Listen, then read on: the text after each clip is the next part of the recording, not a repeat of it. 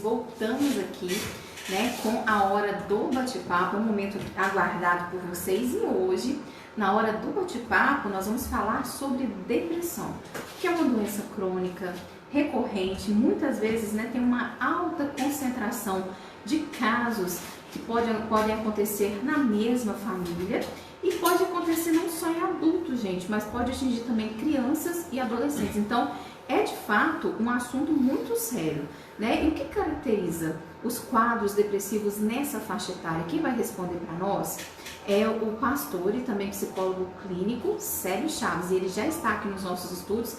Vamos conversar um pouco com ele. Boa tarde, pastor Célio, seja muito bem-vindo aqui ao programa Jornada Feliz. Boa tarde, eu agradeço o convite, agradeço a Eliane, agradeço essa Jornada Feliz, esse áudio que tem propagado, né, informações importantes, né, ajudado a comunidade, na verdade, por informações e inclusive hoje, agora nesse momento, a gente falar um pouco de saúde, né, saúde mental, que serve também para saúde física, né. E agradeço o convite então e aquelas pessoas que estão nos ouvindo agora nesse momento, né, e espero aí estar contribuindo também.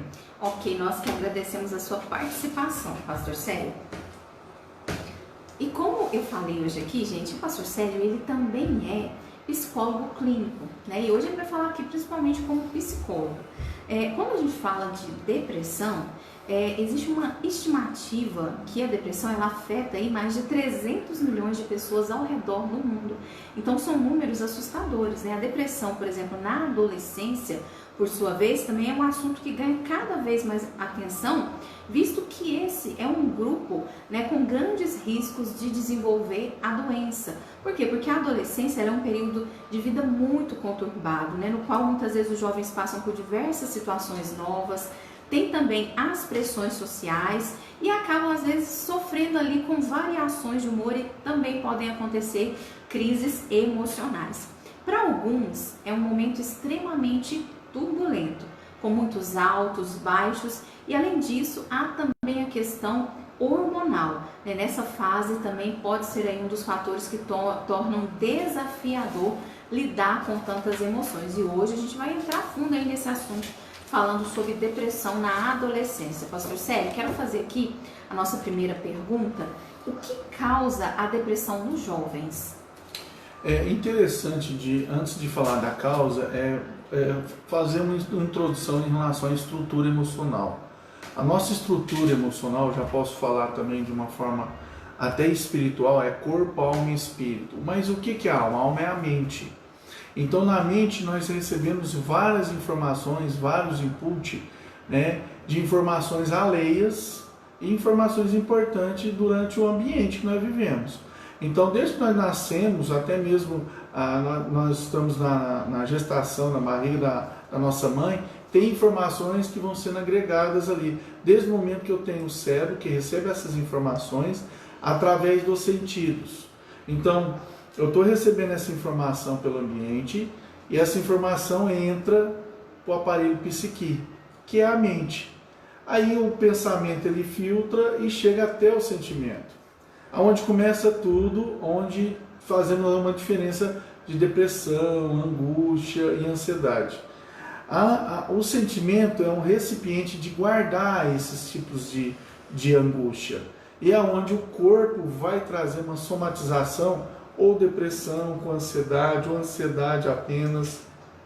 Depende muito do quadro que não está sendo tratado, aquele então, sintoma. Pode se agravar, né, pastor? Se não tratado, e aí vai evoluindo para uma depressão. Sim, a angústia ela não cresce, mas o sintoma, o efeito ela cresce. Então, quanto mais cedo identificar um problema, uma situação, um comportamento, talvez, por exemplo, uma criança muito excessiva em agressividade, uma criança muito excessiva se isolando, por exemplo, uma criança que fica muito excessiva em agressividade, começa a bater chutando as portas. De repente essa excessividade vai aumentando, o efeito vai aumentando. Ela começa a bater nela mesma, cortar os cabelos, ficar com raiva. Isso aí já está mostrando um sinal de algum transtorno, uma ansiedade juntamente com uma depressão. Aí depende muito daquilo que é aquela angústia guardada. E interessante eu falar sobre essa questão dessa estrutura, é porque ela externaliza para fora. Sentimento é algo que guarda. Então, às vezes a criança ela guarda algumas coisas numa caixinha, ela está externalizando aquele sentimento. Né? Eu já deparei com alguns atendimentos que o pai, ele foi limpar a casa e viu uma caixinha que estava cheia de coisas que não tinha nada a ver. Figurinha, tampinha, e jogou fora. A criança chorou e ficou desesperada. O pai perguntou para mim, eu falei, aquilo ali, na verdade, era o sentimento da criança. Nossa. Então a gente externaliza muito o que a gente tem intenções de se libertar, na verdade, né? Fica no subconsciente, essa angústia fica fazendo parte ali de querer sair daquilo, né? E não dá conta. Então o aparelho psíquico não dá conta e somatiza no corpo. Somatizando, chega nesses quadros depressivos. Então vamos dizer assim, o que causa? O que causa são fatores estressores, principalmente na infância. O que é um fator estressor? A palavra já está até dizendo, é um fator, é uma circunstância, é uma situação. Estressor, porque eu tenho que dar uma resposta de estresse. Então houve uma situação, eu vou dar uma resposta de estresse, de enfrentamento e fuga. Só que a criança, ela paralisa em situações... E aí pode descontar isso lá na adolescência? Isso. O Célia é isso? Isso mesmo. Então ela paralisa... Desencadeando os quadros de depressão. Sim, ela paralisa, ela bloqueia, por exemplo, um abuso. Né? O abuso não precisa ser só físico, sexual, pode ser psicológico, pode ser emocional, né? Separação dos pais, que encontra muito nessa situação. Depois de 30 anos, a criança recebeu lá aquela informação que vem input lá na sua mente. Depois de 30 anos, ela vem trazendo esse efeito. Por quê? Porque houve algum gatilho que despertou essa angústia que estava guardada e que não trouxe para fora, e que agora começa a ter problemas comportamentais do tipo, eu não sei por que está acontecendo comigo, eu começo uma coisa e não termino, meus pensamentos estão muito disfuncionais, eu estou muito ansioso. E aí, se você for analisar e pesquisar, era quando era criança e teve esse trauma, os pais separados, né? Ou um pai agressivo, algo que acontece, um episódio que acontece pós-traumático, como por exemplo afogamento, quase morreu pelo afogamento, um assalto, batida de carro, depois a pessoa não quer mais nem saber de carro, mas ela associa aquilo ali também no corpo e fica depressivo. Então tem muitos fatores que acontecem na nossa vida que pode fazer parte dessa angústia. Formando essa angústia, eu tenho algo aqui dentro. Eu preciso me libertar disso. Nosso instinto é de sobrevivência, de saúde. Então o que o aparelho psíquico faz? Ele redistribui para o corpo o sistema mais frágil nosso. E muitas vezes é a cabeça, aí dores de cabeça, às vezes é uma caixa torácica, aí vem um batimento cardíaco acelerado, vem uma falta de ar, às vezes vem no músculo, né? As pessoas que têm o NIT, né? Que é o NIT? Aquele conjunto de sintomas musculares, né? São dores musculares que a pessoa tem e às vezes fala assim, não, isso é crônico. Muitos dos crônicos é somático, né? O corpo vai falando aquilo que eu estou dentro de mim, né? Então as causas vêm muito desses fatores principalmente na infância. Por quê? Porque a criança ela está desenvolvendo, é interessante respaldar, porque uma criança é mais na criança do que no adulto? É porque a criança está desenvolvendo ainda a sua capacidade de superação. Ela não tem igual ao adulto. Uma mãe, por exemplo, que chegar numa filha de 10 anos, um comentário que eu estou fazendo aqui, um exemplo, é que eu atendi. A pessoa tinha 40 anos, foi para a clínica, né?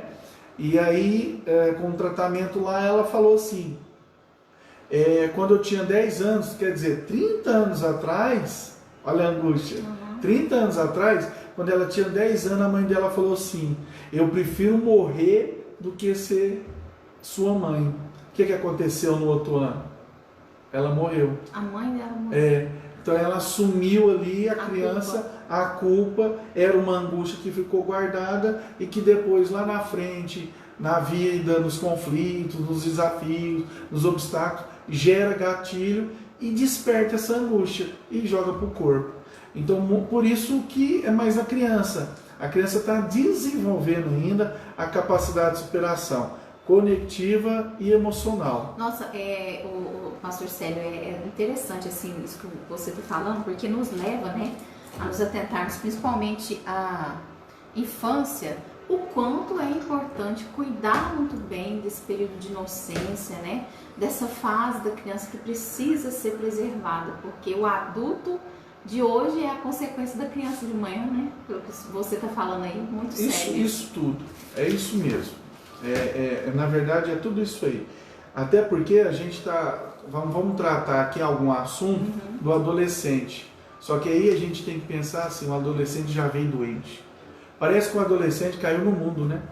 A mãe fica apavorada. Como que você me responde desse jeito? Né? Como assim? O que está acontecendo? Por que você se corta? Por que você está pensando em suicídio? Por que o seu quarto é fechado? Na verdade, esse adolescente não caiu do mundo.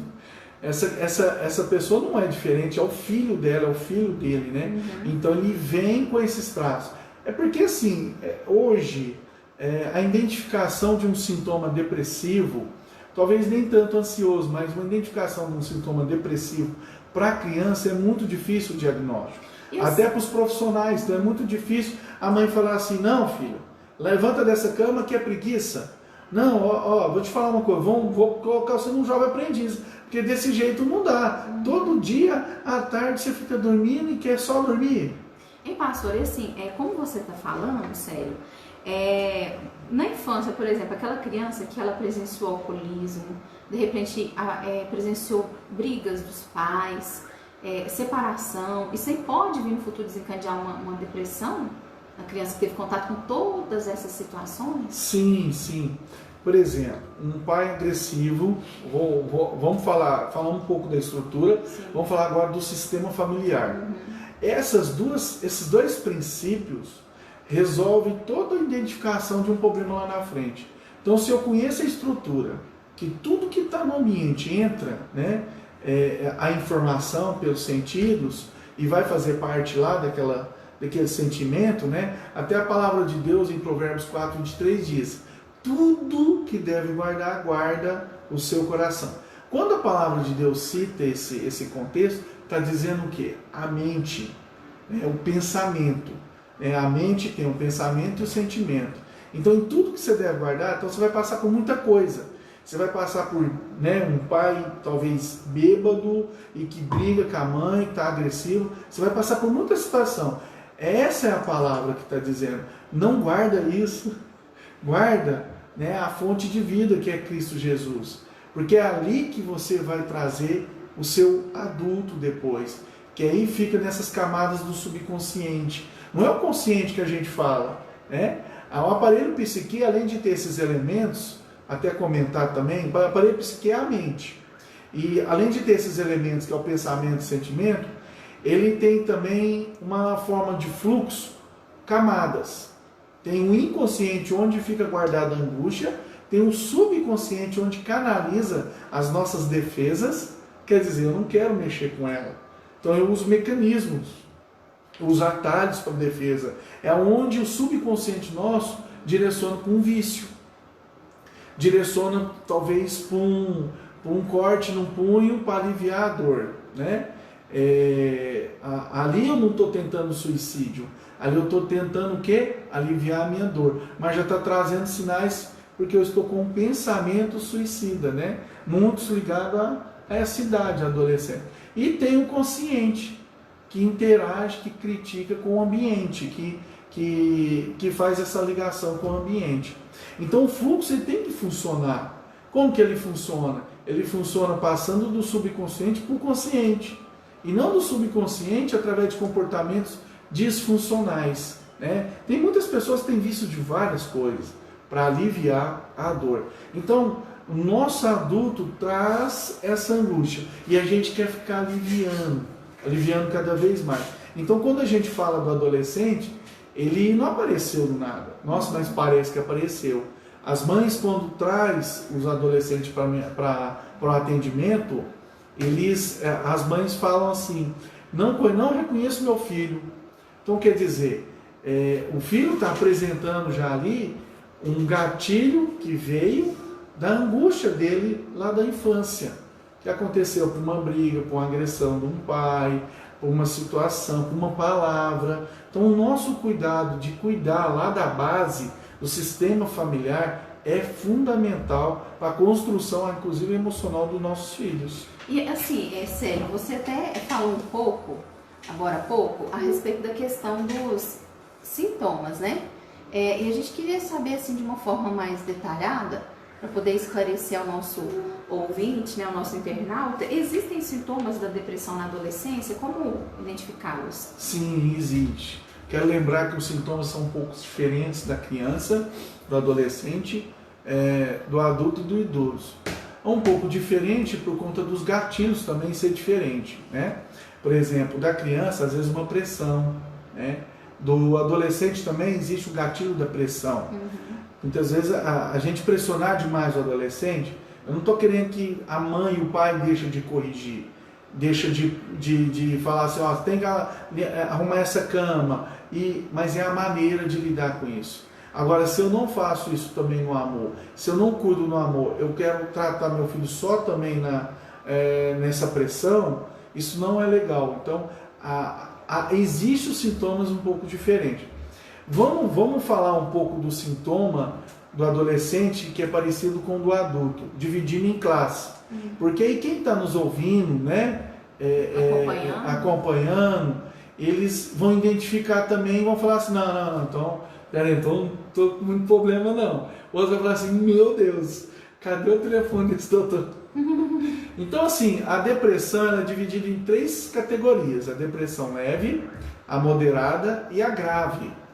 A leve é uma depressão que todo mundo passa, né? Um tempo de chuva, para ficar quieto em casa, para ficar deitado, o escurinho, tal, esse tempinho meio, né, é outono e tudo mais, sem muito inverno, é o tempo do inverno, na verdade, traz um pouquinho da gente ficar mais quieto, né? Não fica desanimado, mas quer ficar quieto, quer ficar descansando, né?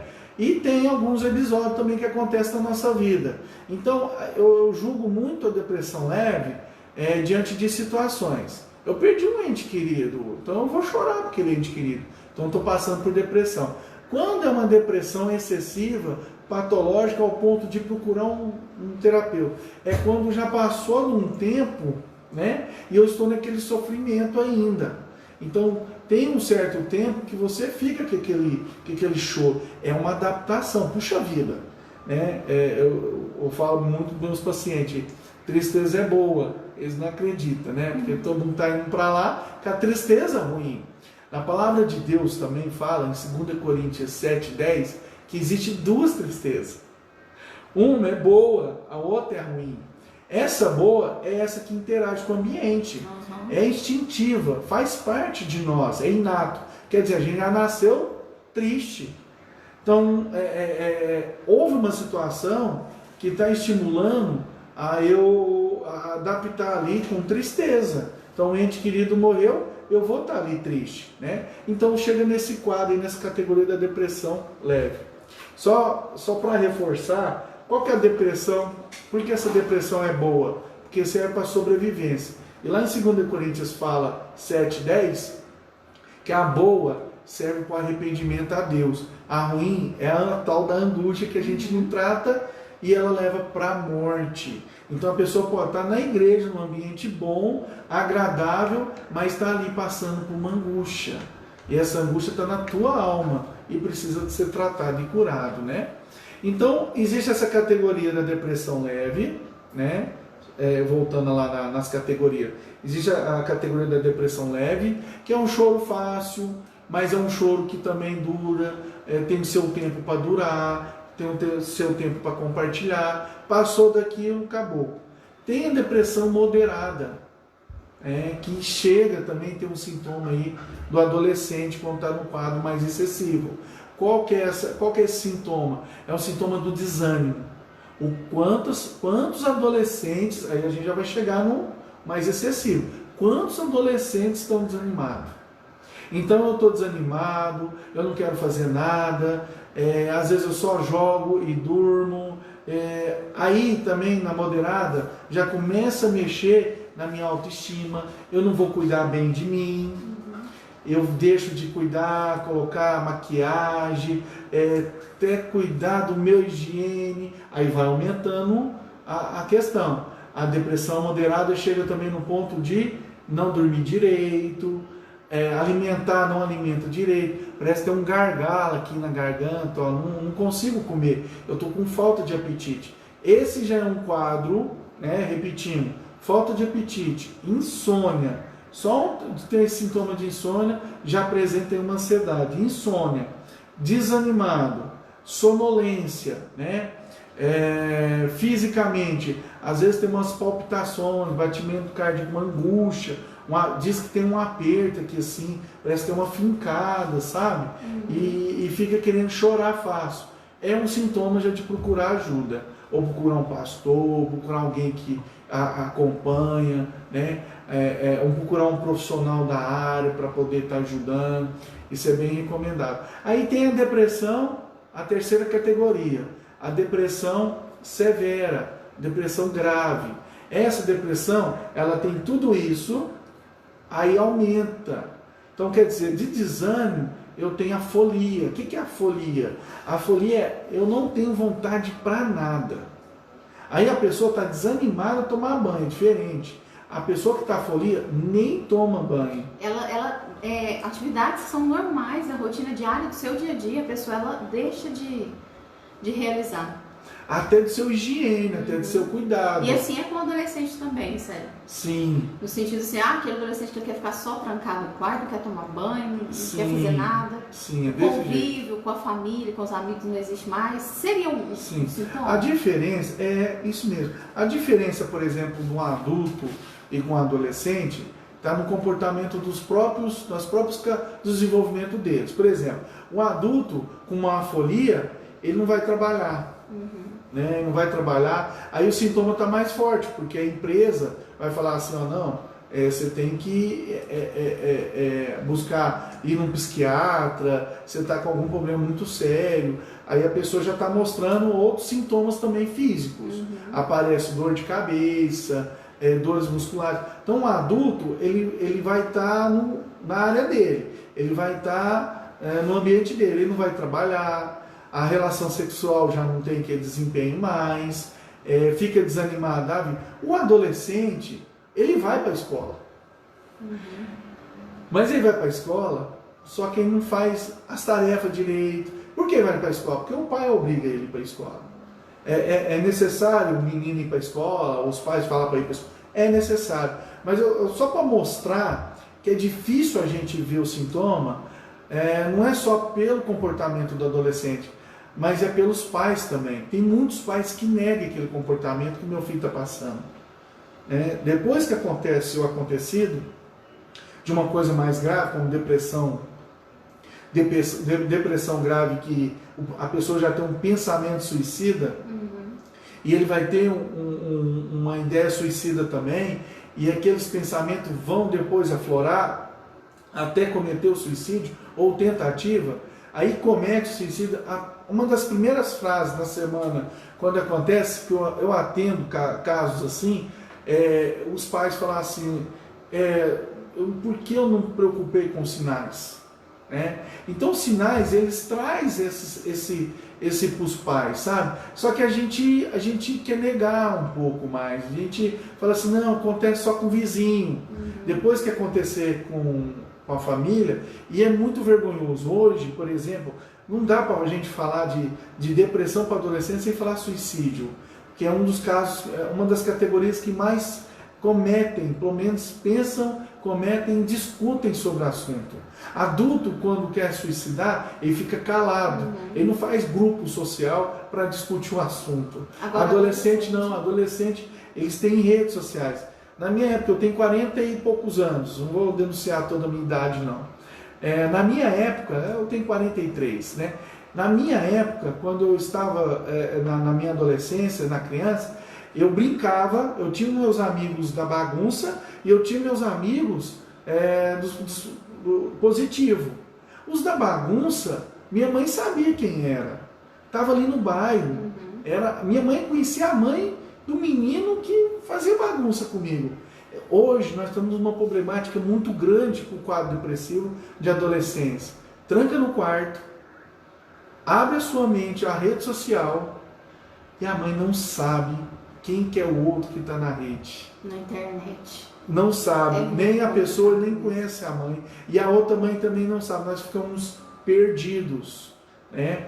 Tanto que é que algumas pessoas, quando acontece isso na família, a primeira coisa a pensar, interessante analisar dessa forma, quando uma criança, um pré-adolescente, um adolescente comete um suicídio e vai embora, o que o pai faz? Vai no quarto, investiga tudo, pega o computador, quer ver o que ele estava conversando, com quem ele estava conversando. Isso tinha que ter feito antes do pior acontecer, né? Então o quarto ele tem que estar com a porta aberta, não escancarado, que tem privacidade da pessoa, mas escorado. Tem gente que tranca mesmo essa porta, né? E a mãe quer lá arrancar a porta, tirar aquela porta dali. E como eu falei anteriormente, a criança, como adolescente, ela externaliza igual o adulto. O que é o sentimento? O sentimento é uma caixinha que a gente guarda. Então, para a criança é a caixinha, aquelas caixinhas de sapato, a gente vai guardando tampinha, figurinha, né? Agora, o adolescente é o quê? É o quarto. Então, a caixa aumenta, entende? E aí, a falta de desvalor, baixa autoestima, sentindo frustrado que não consegue nada na vida. E aí tem um eletrônico que ajuda na ansiedade, que ele aproveita que está sem sono. Olha o quadro, né? Alguém deve estar falando assim, gente, esse doutor tem bola de cristal. Aí o adolescente passa a noite sem dormir e dorme o dia inteiro à tarde. Quando a gente fica sem dormir, a gente perde a dopamina e a serotonina, que são neurotransmissor, neuroquímico, que faz contato neural do cérebro com o corpo, de coisas boas, de satisfação, de felicidade, de ânimo. Então a gente com insônia aumenta mais os casos de suicídio, aumenta mais com insônia, aumenta mais os casos de depressão, aumenta mais os casos de desânimo, de não dar conta da vida. Tudo isso acontece, né? E pastor, assim, é impressionante como você está falando aí a questão da adolescência, porque nós vemos assim muitos índices, infelizmente, de pessoas que tentam partir para vias de suicídio. Eu estava acompanhando uma família uns tempos atrás, que as duas filhas do casal tentaram suicídio. Que é uma coisa que você fica assim com a cabeça, mas como assim, né?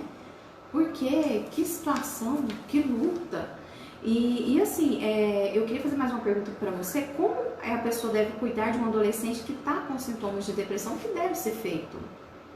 Boa pergunta, porque a gente não pode deixar de falar das prevenções, dos cuidados e tudo mais. Então a gente tá falando aqui de coisas que é importante cuidar desse sistema familiar, é importante o ambiente estar legal, é importante a gente estar próximo, é importante a gente estar em vigia, né? Mas parece que a responsabilidade é toda dos pais. Não, é todo um sistema, né? Tudo tem uma fase, né? O adolescente está ali numa fase também de desafio.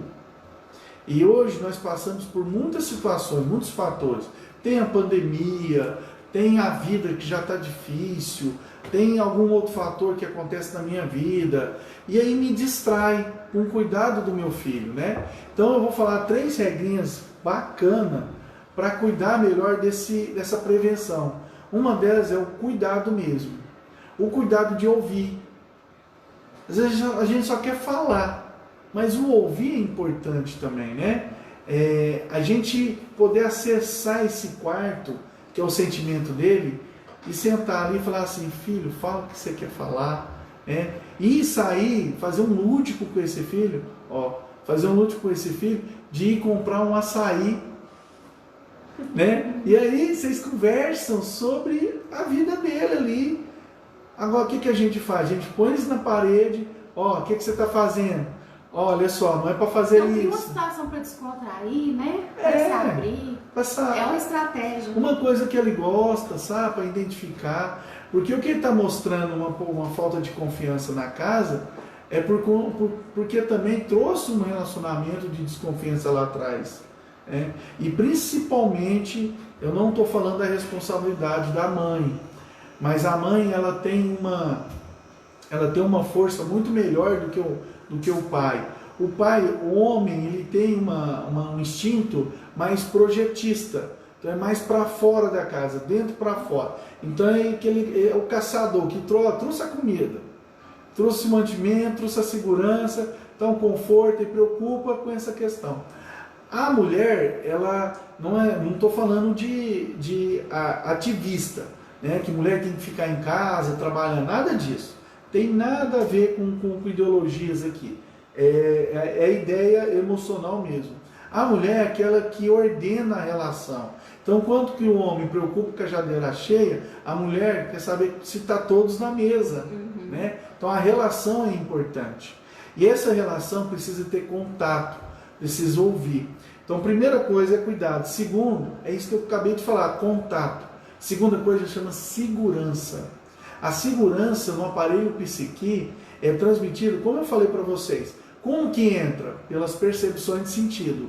A segurança no aparelho psique entra pelo tato. Sabiam disso? Então, pelo tato, pelo contato com a mão, abraço. Quantos de nós não recebemos tanto abraço, tanto pegada na mão?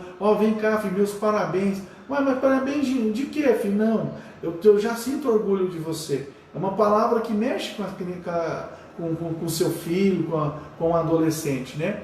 Então, quando a gente tem um tato, traz segurança para o adolescente.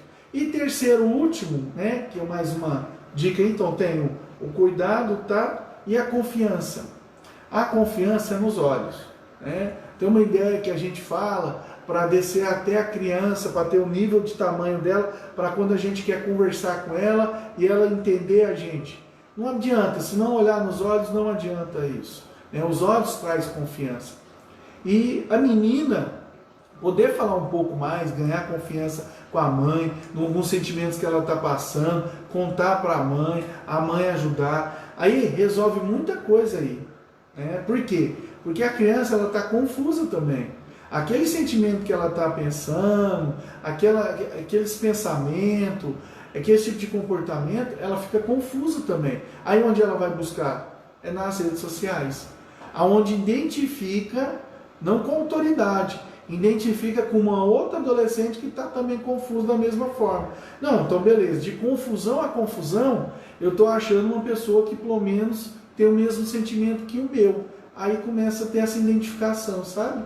Então falta muito esse pertencimento, esse lugar de pertencimento familiar. A gente voltar à raiz, não deixar distorcer os princípios e valores do lugar. Não deixar a correria, né? Tirar a sensibilidade, né? O sério, o olho no olho, né? A boa conversa. O tato e tudo. Mas é como eu falei, né? A gente vive hoje num país ou num mundo muito mais ansioso. A nossa geração dos nossos pais não era tão ansioso como agora. Nós estamos mais ansiosos. Nós dormimos com remédio sintético.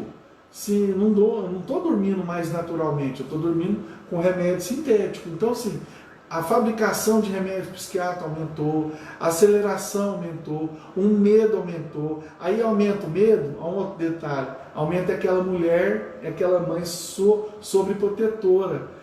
E quer proteger o filho. Por quê? Porque ela tem medo que aconteça alguma coisa com o filho. E aí vai proteger demais. Essa excessiva proteção atrapalha no desenvolvimento emocional da criança e do adolescente.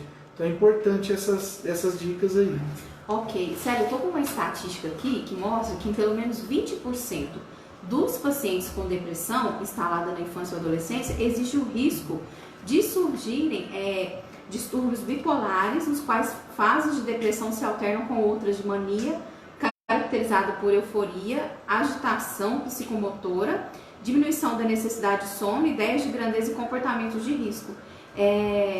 Esses quadros aí de bipolaridade seria algo para identificar que tem algo errado aí com esse adolescente? Sim, essa alteração, né, de humor muito abrupta, rápida, né, extremos.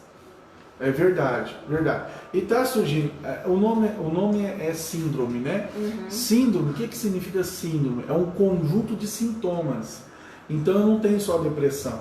Então o que está a tendência hoje? Está surgindo muito um conjunto de sintomas, né? Tanto que o diagnóstico fica mais difícil. Você tem ansiedade, mas aí, não, mas você tem sintomas do toque. Não, mas você tem sintomas do pânico. Tem umas diferenças, né? Mas com esses conjuntos, por exemplo, uma coisa interessante aí falando do bipolar, ele está na mania, que é a excitação lá da ansiedade, ao mesmo tempo ele está na outra borda, depressivo, já não quer fazer mais nada. Aí lembra também um outro transtorno que está muito comum na nossa geração, que é o borderline, que está nas bordas também, né? Do bipolar ali, por exemplo, o borderline tem uma combinação de uma pessoa bipolar, uma pessoa depressiva e com pânico. Junta tudo isso aí. Tanto que tem situações que ele traz muito de repente. E nada aconteceu ali. E está ali chorando de repente. Ao mesmo tempo está ali com euforia de repente. Esses sintomas é importante ser tratado com psicólogo e com psiquiatra. Esses são sintomas que são transtornos, né? Que são sintomas que tem que ser tratados por conter a medicação do sintoma. Ok. E a você, querido ouvinte, eu trouxe aqui também, olha, um outro dado, né? Fique muito atento. Ter um dos pais com depressão aumenta de 2 a 4 vezes o risco da criança desenvolver também. O quadro ele é mais comum entre portadores de doenças crônicas como diabetes, epilepsia ou depois de acontecimentos estressantes como a perda de um ente querido, né? Negligência dos pais ou até mesmo violência sofrida na primeira infância também aumenta o risco, né? Então, assim, tem que olhar, a gente, a genealógica da família, né? Se tem um quadro lá, tem que ficar atento, porque aumenta de 2 a 4 vezes o risco da criança ou adolescente desenvolver também a depressão. A gente está aqui acompanhando com os nossos internautas, ó. Gilmar Espírito Santo, um grande abraço para os nossos internautas, né? Estou assistindo, muito bom, parabéns. Sério, eu vou pedir agora, nosso tempo está um pouco escasso, para você deixar para nós uma última mensagem para o nosso ouvinte, né? Que de repente é um pai, que ele está escutando, né, a rádio, vendo a programação. Uma mensagem da palavra de Deus no sentido de trazer orientações para esse cuidado aí dos filhos, né? Todo o sistema, tudo isso que eu falei, eu só lembrei, é claro que tem muitas mensagens da palavra de Deus para trazer nesse contexto. Mas tem uma que me destaca bastante quando a gente fala de adolescente, porque nós não podemos deixar de falar de família. Quando a gente fala de adolescente, não está isolado.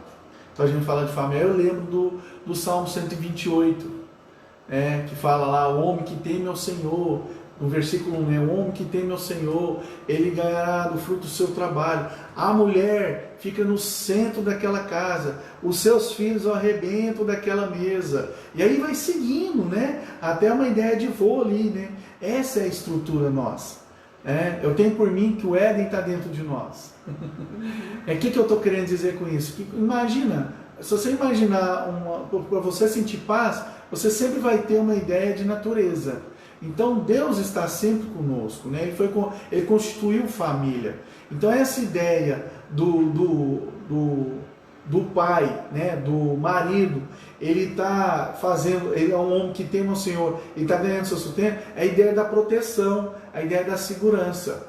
Então o homem deixou de dar segurança para a esposa ficou insegura e não conseguiu lidar com a educação do filho e virou uma desordem danada da casa, né? Então eu levo essa palavra muito forte, no sentido de família e ordenada ali, né? Um conjunto ordenado, né? Porque não tem como, a mulher ela consegue trazer uma ordem melhor dos relacionamentos dentro de uma casa, mas com uma proteção de um marido também. Então cada um com seu papel ali, trazendo, produzindo ali uma ideia, um espiritual, uma emoção, uma estabilidade emocional para as crianças. Quer ver um exemplo disso? Muitas mulheres hoje estão casando 1, 2, 3 e não está dando certo no relacionamento. E são relacionamentos abusivos, relacionamentos que traem, adultério e tudo mais. Aí na primeira que adulterou, a mulher que foi criada com essa ordenança de um pai seguro, de uma mãe que fica conversando com ela, uma primeira pisada da bola, a mulher vai falar assim: você vai ver, é com meu pai. Então, assim, a gente vive num mundo muito inseguro, né? E muitas situações acontecem. Então, é buscar dessa palavra aí, homens mais seguros, mulheres no relacionamento e os filhos obedientes. Tudo é base de princípio. Se eu obedeço, com certeza não tem nada que vai acontecer comigo, né? Porque os pais estão ali, você está obedecendo a Deus, está obedecendo a sua família, e fica essa palavra, essa mensagem aí do Salmo 128 aí da família, viu? Ok, Célio, queria agradecer sua participação aqui conosco, né? Deixa seu contato, redes sociais, pessoal que quiser te achar para tirar algumas dúvidas, né? De repente a respeito desse assunto. Rede social, Instagram, né? Facebook? Eu faço alguns vídeos lá no YouTube, né? No canal. No canal. Então é psicólogo Célio Chaves. Quem quiser assistir lá os vídeos, eu falo muito sobre essa questão da ideia de família, né? Nas questões emocionais, depressão, ansiedade, pânico, enfim. Ok. E a igreja, pastor? Fala um pouquinho da igreja. A nossa igreja é a Igreja Cristã Sal da Terra, né?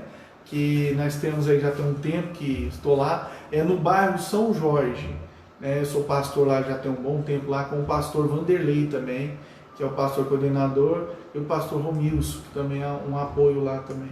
Então nós estamos no ministério já tem um tempo, né? Sou casado e tenho 4 filhos. Eu não falei isso, né? Mas tenho 4 filhos. Uma escadinha. Então eu conheço um pouco dos adolescentes também e dos filhos pequenos por conta também da experiência pessoal.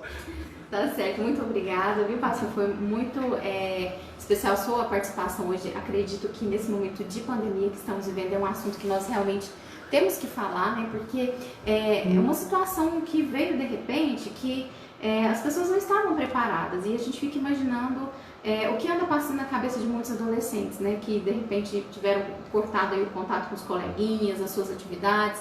Então o nosso programa tem o objetivo de trazer aí orientação para as famílias. Muito obrigada mesmo pela sua participação. Okay. Bom, pessoal, e nós vamos então encerrar aqui a hora do bate-papo. Peço que vocês continuem conosco, porque daqui a pouco vai ter um momento da palavra. Vou trazer uma palavra especial para vocês falando sobre esperança. É isso mesmo. Né? E você pode também deixar seu pedido de oração. Nós estamos com vocês aqui até as 15 horas e 30 minutos. Pessoal que está acompanhando pelo rádio 104.9 FM, nós vamos colocar um louvor aqui. Você da internet, daqui a pouco eu volto com a live ao vivo. Né? Lembrando que nós temos também um canal no YouTube. Né? Você pode acessar Programa Jornada Feliz. Digita lá, se inscreve. E todos os temas que nós trazemos aqui para o programa você pode estar acompanhando e compartilhando, ok, gente? Então, até daqui a pouco.